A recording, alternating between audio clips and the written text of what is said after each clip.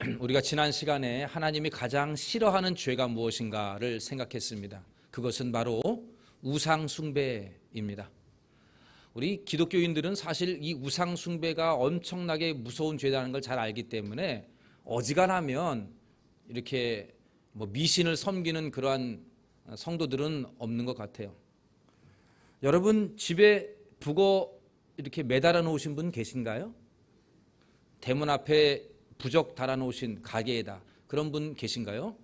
제가 갔는데 그런 분들은 안 계셨는데 혹시 모르겠어요. 어디 밑에 감추어 뒀는지는 모르겠는데. 무당들에다가 굿하시는 분 계신가요?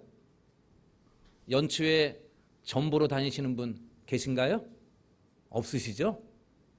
없을 거예요. 심지어는요, 우리 기독교인들은요, 장례식에 가서도 절하지 않잖아요. 목례와 기도로 대신할 정도로 우리 기독교인들은 우상 숭배를 그 말 자체부터 극히 싫어하는 그러한 우리들의 모습입니다. 그런데 문제가 있는데 눈에 보이지 아니하는 우상들이 있다는 게 문제였다는 거죠. 겉으로 드러날 때에는 우상 숭배를 철저히 배격하는 것처럼 보이지만 실상 내면을 들여다보면 온갖 잡다한 우상들이 내 안에 가득한 것을 우리가 보게 됩니다. 계속해서 내 마음속에 우상을 만들어내고 그 우상이 내 마음의 중심에 있는 것, 이것을 우리가 보게 됩니다. 화면에 보시면 골로새서 3장 5절에 이러한 말씀이 있습니다. 그러므로 땅에 있는 지체를 죽이라. 곧 음란과 부정과 사욕과 악한 정욕과 탐심이니 탐심은 우상 숭배니라. 사도 바울이 땅에 있는 지체를 이야기하면서 이걸 다 죽여야 된다고 얘기하면서 탐심이라는 곳에 와서는 한 번 더 강조합니다. 탐심이 뭐라 그랬습니까? 우상 숭배다. 이 탐심이라는 게 뭐냐 하면 내 마음이 뭔가를 갈급해하는 그 탐하는 마음이라는 거죠. 그 자체가 우상 숭배라고 말하고 있습니다.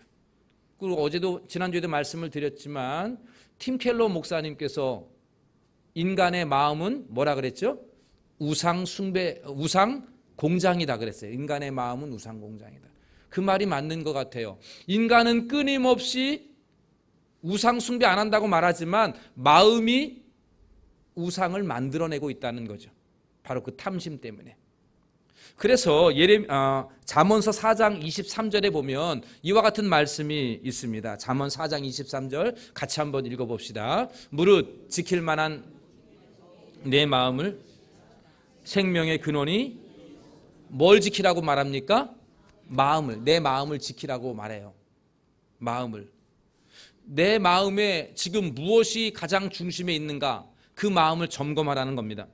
탐심이 우상을 만들어내고 그 우상이 내 마음의 공장이 끊임없이 우상을 찍어내는 그런 공장이 되지는 않았는가. 그래서 그것이 내 마음의 중심에 세워져 있지 않은지를 자주 내 마음을 들여다보고 확인하라는 말입니다.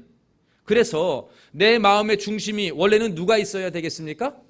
하나님이 있어야 되는데 그 마음의 중심에 하나님이 옆으로 비켜져 있고 그 마음에 내가 만든 우상이 있지 않은가? 이것을 항상 돌아봐야 합니다. 그렇다면 우리들의 마음속에 어떠한 우상들이 있을까요? 내가 만들어내는, 내 마음이 만들어내는 우상에는 어떠한 우상들이 있을까요? 여러분, 탐심이 만들어내는 우상은 아주 다양해요. 다양하고 또한 끝이 없습니다. 끊임없이 우상을 만들어내고 그 모양도 다양해요. 그런데 대표적으로 몇 가지를 좀 살펴보려고 하는데 오늘은 그 첫 번째 시간으로서 내가 바라는 소원, 내가 바라는 간절한 소원, 이것이 우상이 될 수 있습니다. 그 소원이 우상으로 바뀔 수 있다는 거죠. 다시 말하면 내 평생 소원, 이것이 우상이 될 수 있고 그것을 섬기는 사람이 될 수 있다는 뜻입니다. 여러분의 소원이 무엇이 있습니까? 평생 소원이 무엇인가요? 하나님, 이것만큼은 꼭 들어주세요. 하나님, 제가 이거 해주시면 여한이 없겠습니다. 하나님께서 이것만 꼭 들어주신다면 저 참 행복할 것 같습니다. 이렇게 우리가 바라는 기도 제목, 여러분들 하나님이 꼭 이것만은 들어줬으면 좋겠다.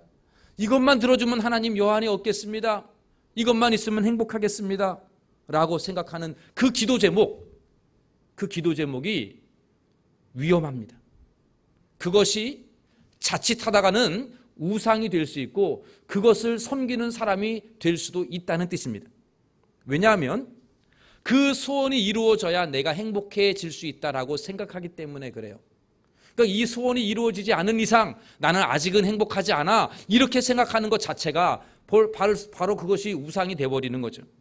또 어떤 사람은 교회를 다니는 것, 교회를 다니면 하나님이 내 소원을 이루어 주실 것이다, 이러한 생각으로 교회를 다니는 분들도 계셔요. 여러분, 그것은 잘못됐습니다. 내 소원을 하나님이 들어주실 거야, 그래서 내가 교회 다녀야지. 이 얘기는 내 소원이 하나님보다 더 귀한 겁니다.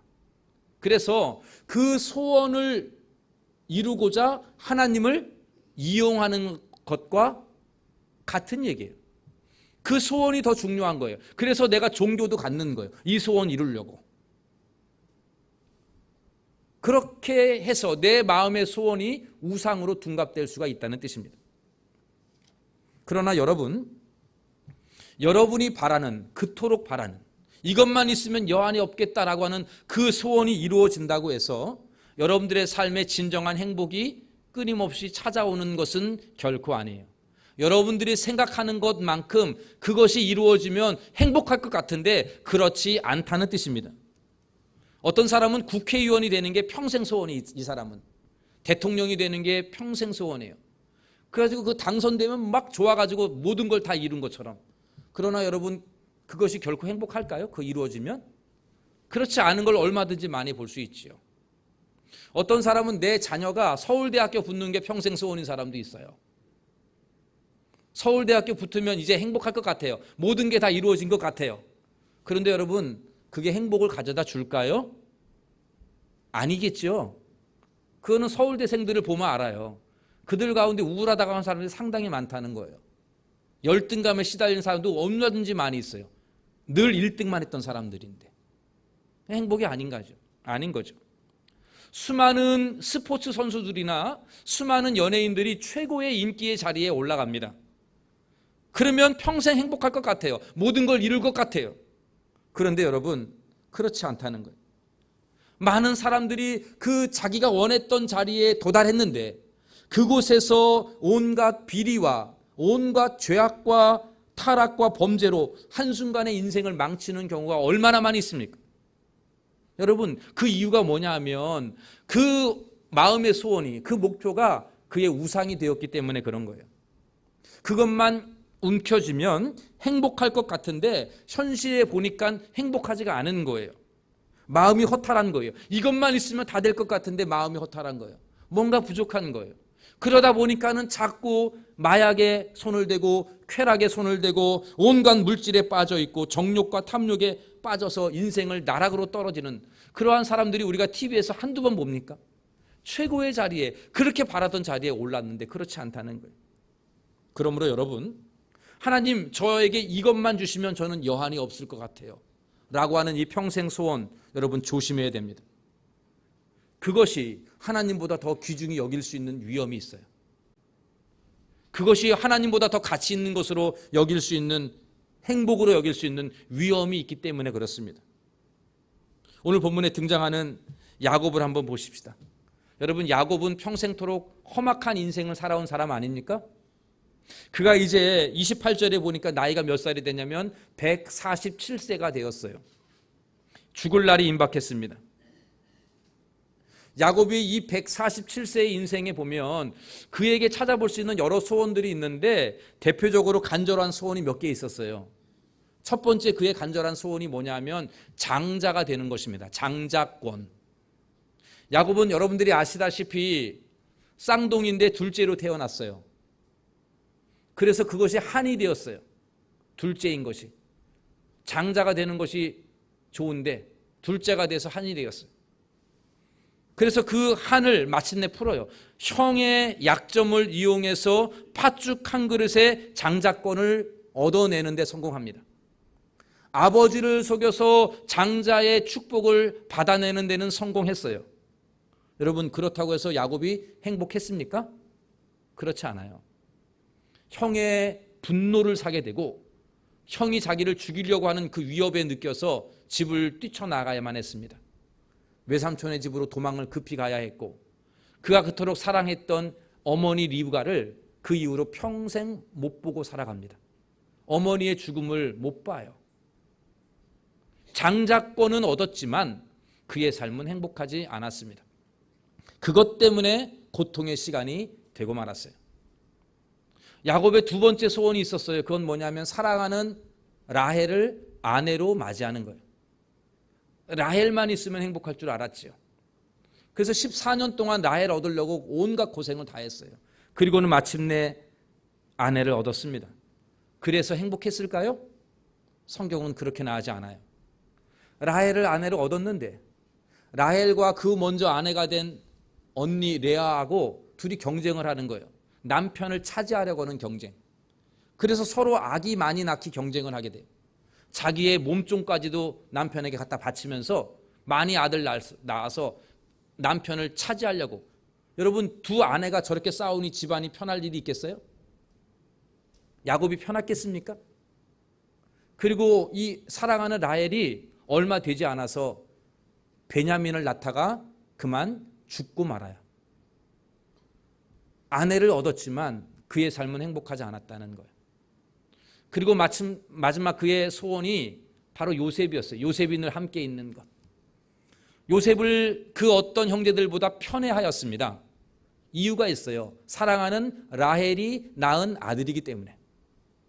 그래서 이 요셉만큼은 너무 아끼고 사랑했어요. 그래서 여러분, 요셉 때문에 행복했습니까? 아니요. 야곱은 다른 아들들에게 속임을 당해요. 아들들이 아버지를 속여요. 야곱은 평생 요셉이 맹수에 찢겨져 죽었다, 비참하게 죽었다, 그렇게 생각하고 요셉의 그 피 묻은 옷 잡고서 130년을 살아갈 동안에 그는 눈물과 외로움과 우울함 속에 살아야만 했습니다. 장자권만 주어진다면, 사랑하는 여자와 결혼만 한다면, 사랑하는 아들만 내 곁에 있어준다면 행복할 것이다 생각을 했고 그 모든 것을 이루었습니다. 그런데 행복하지 않았어요. 장자권이 그의 행복을 주지 않았고, 사랑하는 아내가 그를 행복하게 하지 않았고, 사랑하는 요셉이 그를 행복하게 하지 않았습니다. 이제 야곱이 147세가 되었어요. 이제 죽을 날이 가까웠습니다. 그때 비로소 이제 야곱은 깨달았어요. 그것이 행복이 아니고 진짜 가치와 행복이 무엇인지를 알게 되었어요. 그건 두 가지였습니다. 첫 번째는 뭐냐 하면 하나님이 약속하신 땅에 들어가는 것, 하나님이 약속하신 땅에 묻히는 것, 이것이 최고의 행복인 줄 깨닫게 됩니다. 여러분, 오늘 본문에 보니까 야곱이 요셉을 불러다가 유언을 하나 남겨요. 30절 말씀 우리 같이 한번 읽어봅시다. 30절입니다. 내가 조상들과 함께 눕거든 나를 애굽에서 메어다가 조상의 묘지에 당사하라. 요셉이 이르되 내가 아버지의 말씀대로 행하리이다. 나를 애굽에서 메어다가 가나안 땅 조상의 묘지에 나를 메어 거기에 장사하랍니다. 여러분, 야곱이 이렇게 말 안 했어요. 너가 총리 아니냐? 애굽의 총리니까 나 죽거든 그래도 국민장 정도는 해줘야 되지 않겠냐? 나 죽으면 애굽의 최고 명당 자리에 피라미드 하듯이 내 무덤을 좀 화려하게 좀 만들어 다오. 그렇게 말하지 않았어요. 그의 유언은 나를 할아버지 아브라함이 있는 곳, 할머니 리브가가 사라가 묻힌 곳, 아버지 이삭이 묻힌 곳, 어머니 리브가가 묻힌 곳, 그 묘실에 나를 좀 묻어다오. 이 말이 무슨 말입니까? 하나님께서 아브라함에게 약속하신 그 땅, 할아버지에게 약속하신, 조상에게 약속하신 그 가나안 땅, 내가 죽어서라도 거기에 들어가고 싶다, 이 말이죠.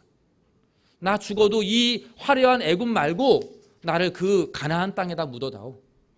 여러분, 인생의 최고의 가치, 최고의 성공은 무엇이냐면 하나님의 나라에 들어가는 것입니다.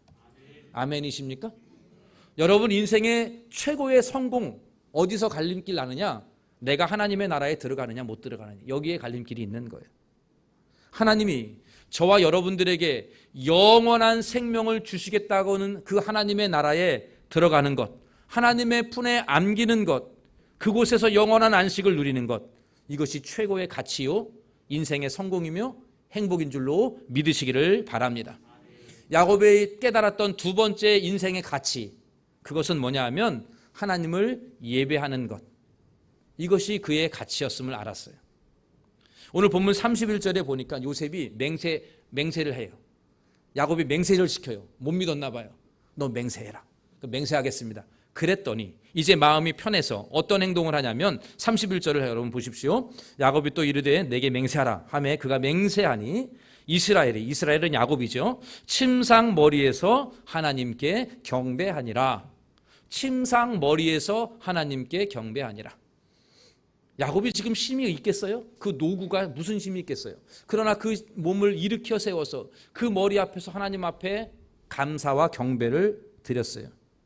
무슨 얘기입니까?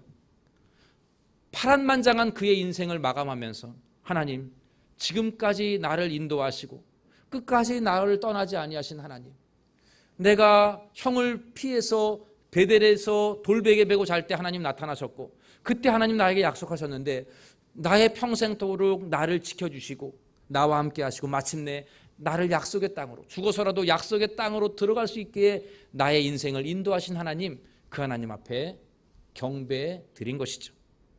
여러분, 이 대목을 신약에 와서 히브리서 11장 21절에 다시 한번 이 야곱의 이야기를 하게 되는데요.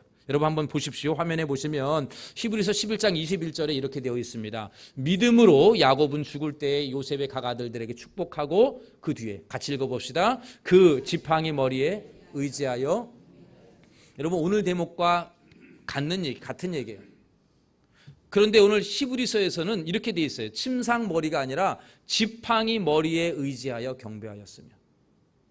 야곱이 왜 지팡이 짊어졌는지는 아시죠?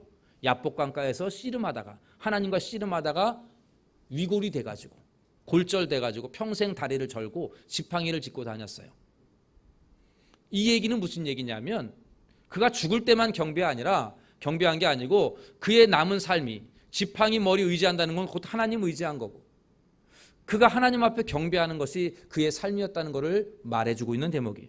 그리고 이것을 히브리 기자는 믿음이다라고 야곱의 믿음을 평가하고 있습니다. 여러분, 야곱의 느꼈던 인생의 최고의 가치는 하나님 앞에 예배할 수 있는 거예요. 하나님을 경배하는 것, 하나님을 섬기는 것, 이것이 가치인 것이죠. 야곱은 젊을 때에 얻을 만한 거 다 얻었어요. 자기가 갖고 싶어 했던 그 소원들 거의 다 이루었습니다. 장자권 얻었고, 사랑하는 라헬과 결혼했고, 또한 아주 귀한 아들 요셉도 얻었어요. 그러나 그것이 진짜 행복이 아니었어요. 그것이 진정한 그의 삶의 가치가 아니었습니다. 인생의 가장 가치 있고 소중한 것이 무엇인가? 야곱은 말년에 깨달은 거예요. 그것은 하나님을 예배하고 섬기는 것이다. 그리고 죽어서 하나님이 약속하신 그 땅, 영원한 그 천국에 들어가는 것, 하나님의 품에 안기는 것, 그것이 최고의 가치임을 야곱은 비로소 깨달았고, 오늘 이 말씀은 오늘날 저와 여러분들에게 그것을 교훈해 주고 있습니다. 사랑하는 성도 여러분, 이 땅에서 우리가 사모하고 우리가 소원으로 품어야 될 최고의 가치와 행복이 무엇입니까? 하나님입니다. 하나님의 나라 천국입니다. 그리고 우리를 하나님께로 인도하실 예수 그리스도, 우리를 천국으로 인도하실 예수 그리스도가 우리 인생의 최고의 가치임을 명심하시기를 바랍니다. 살아서는 그 하나님 앞에 예배하는 것이 최고의 축복이요 가치이고, 죽어서는 하나님의 나라에 들어가는 것이 최고의 축복이요 행복임을 믿으시기를 바랍니다. 장자권이 가져다주는 상속재산, 그 상속재산이 행복이 아닙니다. 사랑하는 사람과 결혼하는 것이 행복이 아닙니다. 물론 아내와 결혼하면 행복하죠. 그러나 그게 다 행복의 전부가 아니라고요. 사랑하는 자녀가 여러분들의 참된 행복이 아닙니다.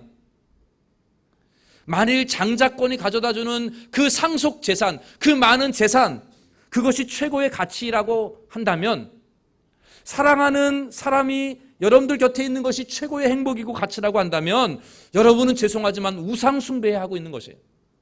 그것을 최고의 가치로 여겼다 그러면, 그것이 나의 평생 소원이었다라고 한다면, 여러분 죄송한 말씀이지만 여러분은 지금 우상을 숭배하고 있는 거예요. 어떤 사람이 자기 명의로 된 25평 아파트 그거 하나 얻는 것을 내 남은 목표로 삼았어요. 그거 얻었습니다. 행복할까요? 여러분 살아봤잖아요. 행복해요? 얼마 못 살아서 아이고 불편해 좁아 이래요. 그 35평이에요. 그 다음에 또 늘어요. 이제 45평 자꾸 늘어나요. 행복하지 않는다는 거예요. 과거에 제가 어떤 권사님 신방 갔어요. 강남에 있는 아주 좋은 아파트였어요. 68평이에요. 68평. 그 당시엔 최고 좋은 아파트였어요. 강남에서. 그래서 물어봤어요. 너무 좋아서 방이 5개가 있어요. 여러분 살아봤잖아요. 그런 데다. 아유 권사님 너무 좋겠어요. 이런 데 살았더니. 이런 게 사니까 너무 좋겠어요. 그랬더니 그 권사님 하시는 말씀, 뭐가 좋아요? 청소하기 바빠요. 그러시더라고요. 청소하기 바쁘대요. 청소하기. 알고 봤더니 저기 청소부 써가지고 그렇게 청소하시면서 청소하기 바쁘대요. 행복하지 않대요. 여러분 우리의 삶에 68평 강남의 아파트 하나 주면 여러분 여한이 없습니까? 아멘이에요. 여러분 속으로? 그게 최고의 가치가 아니죠. 그게 있으면 여한이 없다라고 말하면 여러분은 죄송하지만 그게 우상인 거예요. 여러분들의 마음에는 지금 내가 사는 곳에 감사할 수 있어야 돼요.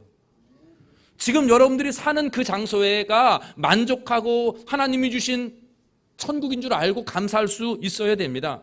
아니 하나님 내가 평생토록 집 한 채 못 가져도 주님 지금 삶에 만족합니다. 행복합니다. 감사합니다. 그렇게 고백할 줄 아는 우리 교회가 되기를 간절히 소원합니다. 우리가 부르는 찬송 높은 산이 거친 들이 초막이나 그 다음에 뭐죠? 궁궐이나 내 주 예수 모신 곳이 그 어디나 뭡니까? 말은 그렇게 하고 나서 주님 아파트 68평은 꼭 주셔야 됩니다. 이거는 벌써 우상이 있는 거잖아요. 그거는 아파트 달라고 기도하는 거는 하나님을 이용해서 그 우상을 얻으려고 하는 거잖아요. 그렇게 찬송을 불러놓고 나서 초막이나 궁궐이나 초막도 괜찮죠. 궁궐 좋지요. 초막에도 내 주 예수 모신 곳이 하늘나라라고 말했잖아요. 여러분 오늘 이 장마에 비가 좀 셀 수도 있어요. 고생도 할 수 있어요. 불평하지 마시고 감사할 수 있게 되기를 간절히 바랍니다. 하나님이 주신 것에 지금 있는 자리에서 감사하고 만족할 줄 아는 여러분들이 되기를 바라요. 어떤 집사님 이렇게 말씀하셨어요. 내가 평생 뼈 빠지게 일해서 자식 키워놓고 출세시켰더니 이제 와서 이것들이 나를 무시하고 나를 이따위로 대해? 이렇게 말씀하시더라고요. 내가 너를 어떻게 키워놨는데 네가 나한테 이럴 수가 있어. 여러분 자식 사랑하는 건 당연해요. 그러나 그 자식의 출세가 여러분들의 인생을 보장하지는 않는 거잖아요. 여러분 그렇게 자식을 믿으면 자식이 여러분들을 반드시 배반하게 돼요. 믿은 것만큼. 우상의 특징이 뭐냐 하면 여러분들을 배반시킨다는 거예요. 여러분들을 파멸로 이끌어가는 게 우상의 특징이에요. 좋아 보이지만 그것이 여러분들의 삶을 어둡게 만들어버려요. 여러분 자식이 출세하지 않아도 감사할 수 있어야 돼요. 우리 아이들이 반에서 꼴등을 했어요? 그래도 여러분들 감사할 수 있어야 됩니다. 아멘이죠? 여러분 건강하면 감사한 거 아닌가요? 아이가 건강하지 못하면요 그 부모의 소원은 뭐냐면 이 아이가 공부 못해도 좋아요. 건강하기만 해 주십시오. 이거예요. 안 그래요 여러분? 자식이 꼴찌한다고 뭐가 어때요? 대학 못 가면 어떻고 직장 좀 못 가면 좀 어떻습니까? 자식이 출세했는데 나를 버려? 나를 이따위로 대회? 내가 너를 위해서 어떻게 했는데? 여러분 그 아이를 내가 우상으로 여겼다는 거예요. 여러분, 지금 있는 이 자리가 하나님이 주신 복된 자리인 줄 믿으시길 바랍니다.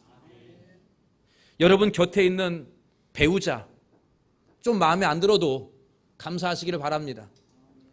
더 좋은 이상형 만나도 하나도 안 기쁘다고요. 그것이 행복을 가져다 주지 않습니다. 지금 주신 배우자 최고인 줄 알고 감사하시길 바랍니다. 우리 권사님들 아멘 하셔야 돼요.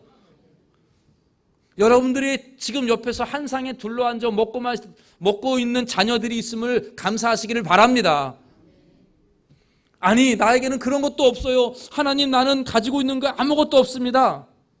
그 어떠한 형편에 놓일지라도 하나님이 주신 은혜와 감사가 여러분들의 입술에 고백되어지기를 간절히 원합니다. 여러분, 내 소원이 내가 원하는 것 이루어져야 행복하고 그래야 성공하는 인생이 아닙니다. 지금 이 순간 하나님 모시고 하나님을 예배하는 것, 그것이 성공이요 행복인 줄로 믿으시기를 바랍니다. 그리고 죽어서는 하나님의 나라 들어가는 것, 영원한 하나님의 나라에서 주님 품에 안기는 것, 그것이 참된 행복이요 성공이요 가치 아니겠습니까? 우리 동대문 중앙교회 모든 성도님들은 이 땅에서 살아있을 때는 하나님 앞에 예배하는 것을 가장 기쁨으로 여기고 죽어서는 하나님 품에 안기는 것을 최고의 영광으로 여겨서 오늘 이 땅에 살아갈 때에 하나님, 나 이거 안 주셔도 감사합니다. 하나님, 이거 응답 안 해주셔도 감사합니다. 이러한 고백이 있기를 간절히 축원합니다. 여러분, 기도 제목 있지요, 다들. 오늘 구역 예배 시간에 또 기도 제목 한참 얘기할 겁니다. 기도 제목 있는 거는 나쁜 게 아니에요. 문제는 그 기도 제목이 없으면, 그거 이루어지지 아니하면 행복하지 않다라고 생각하는 것 그 자체가 문제인 거예요. 그게 위험한 거예요. 여러분, 이렇게 고백하셔야 돼요. 주님, 내가 이거 기도 제목 안 이루어져도 하나님 감사합니다. 아멘이십니까, 여러분? 그런 마음이 있어야 돼요. 주님, 나 이거 안 들어주셔도 여전히 행복합니다. 이러한 고백이 우리 모두의 고백이 되기를 간절히 소원합니다. 이 땅은 온갖 평생 소원이 우상으로 둔갑하는 시대가 되었어요. 그거 잡으려고 온갖 수단과 방법을 가리지 아니하는 시대에 살고 있습니다.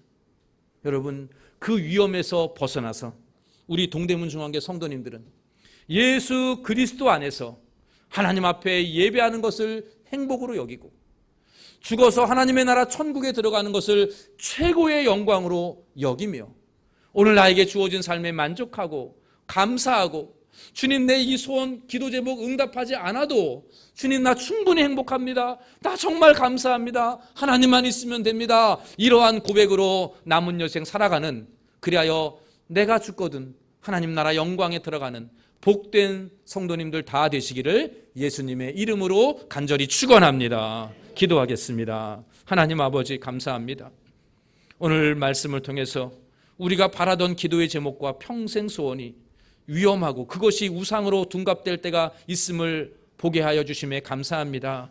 저희의 마음을 항상 지켜서 내 마음에 하나님이 있어야 될 자리에 우상이 자리 잡지 않도록 철저히 돌아보며 확인하며 늘 하나님을 나의 마음의 중심으로 모시며 살아가는 저희들 되게 하여 주시옵소서. 주님, 이 땅에 살아가는 동안에 하나님 앞에 예배하는 것이 참된 가치요 성공이요 행복임을 깨달아 알게 하여 주시옵소서. 죽어서 천국 가는 것이 최고의 영광이요 성공한 인생인 줄 깨달을 수 있는 지혜를 우리 모두에게 허락하여 주시옵소서. 주님께서 내 기도 제목 들어주지 않는다 하더라도 주님 주신 것에 만족하고 감사하고 주님 충분히 행복합니다 라고 고백할 수 있는 우리 동대문 중앙교회가 되게 하여 주시옵소서. 그래, 우리는 마음으로 우상 숭배하지 아니하고 마음으로 하나님만을 섬기는 귀한 복된 성도님들 다 되게 하여 주시옵소서. 모든 말씀 예수님의 이름으로 기도하옵나이다. 아멘.